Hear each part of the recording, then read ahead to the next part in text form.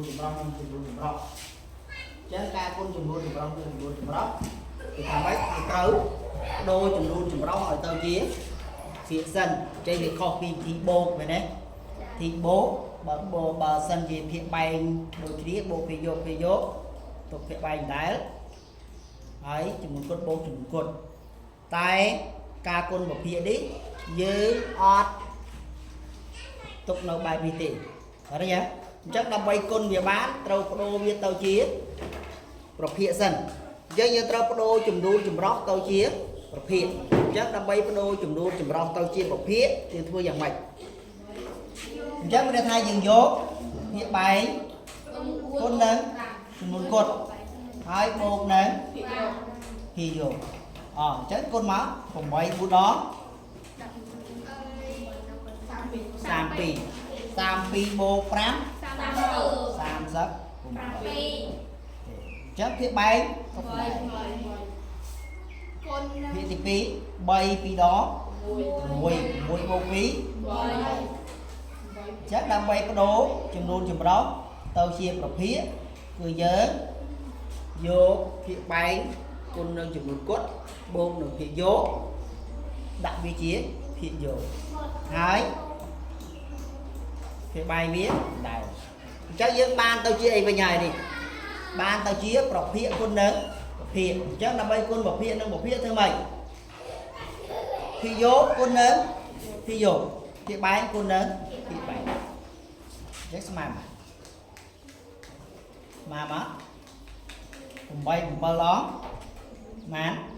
56ត្រាទុក5 8 3ដង24និង5 8គុណនឹង3 24 អញ្ចឹងយើងបានចម្លើយប៉ុន្តែចម្លើយរបស់យើងនេះវាជាអីគេជាប្រភេទអញ្ចឹងយើងត្រូវបដូរប្រភេទនេះទៅជាចំនួនចម្រុះវិញដោយសារម៉េចដោយសារភាគយកធំជាងភាគបែងអញ្ចឹងយើងត្រូវបដូរប្រភេទនេះទៅជាចំនួនចម្រុះវិញអញ្ចឹងដើម្បីបដូរប្រភេទទៅជាចំនួនចម្រុះធ្វើយ៉ាងម៉េច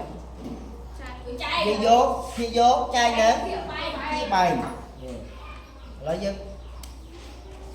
296ចែកនឹងប៉ុន្មានកាត់ពីខ្ទង់មួយទេអញ្ចឹងបាន1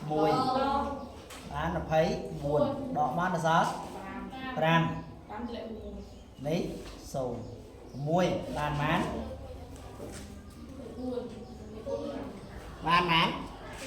4មែនទេ4 4ដង16 4 2ដងលើសហើយមែនទេអញ្ចឹងបើលើសត្រូវម៉េចថយ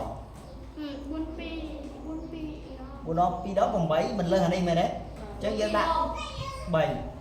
សាកមើលទៀតណា3 4ដង12 3 2ដង6 6នឹង1 7លើសទេលើសទៀតអញ្ចឹងដាក់2 2ដង2 4ដង8 2 2ដងអូខេអញ្ចឹងដកមកចៃ1មែនទេសល់4អញ្ចឹង16ដក8ដល់4ដល់4 0អញ្ចឹងយើងបានប្រមាណអញ្ចឹងចម្លើយរបស់យើងគឺអញ្ចឹងលទ្ធផលវានេះដាក់ជាចំនួនគុណនេះទៅ24ទូចែកមែនទេទូចែកដាក់ជាភាគបែងសំណល់ដាក់ជាអីគេភាគយកអញ្ចឹងចម្លើយរបស់យើងគឺ12 8ភាគ4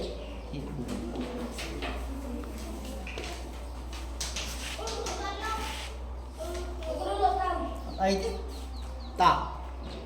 ទី2ចំនួនចម្រុះគុណនឹងចំនួនគុណម្ដងអញ្ចឹងយើងធ្វើម៉េចបដូរចំនួនចម្រុះនេះទៅជាអីសិនជាប្រភេទសិនណាបដូរវាយកភាគបែងគុណនឹងចំនួនគុណបូកនឹងភាគយក3 5ដង15បូក1 16គុណនឹងអញ្ចឹងដល់ពេលនេះហើយយើងគុណមិនគុណចំនួនគាត់នេះនឹងភាគយកហើយហ៎ស្មើប៉ុន្មាន6 5 6ដង30សេតដល់ទៅចុះ ក្រោយ30này đấy sơ xây lấy số tra tốt 7 5 mà đó 5 nâng 7 7 phía 7 chắc cái pro tao đi chị ấy mình tao chia chùm luôn chùm rong mình đấy chắc là bay pro với tao chia chùm luôn chùm đó nhưng vô khi vô cái đấy thì 7 chắc 8 sắp chai nắng cạnh tuấn ban mãn vì bay đó rồi mùi sao mãn sao phi địa số ban mãn bát 50 bay đó đọc 7 là sao mãn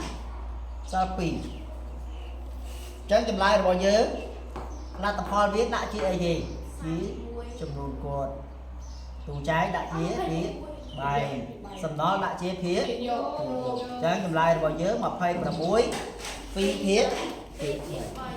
chắc đã quay con chùm luôn chùm rong nâng chùm luôn chùm rong dưới trâu đô chùm luôn chùm rong nút hỏi tàu chia rồi xịt vào phía sân rồi hai mặt vua cá con hai dưới trâu đô rồi phía đây chia chùm lại rồi phía mình sót tàu chia chùm luôn chùm rong với đo dưới vô thì vô chai đơn phía thì bài là tập ho đã chia chùm luôn cốt tu trái đã chia phía bay sầm nó đã chia phía chỉ vô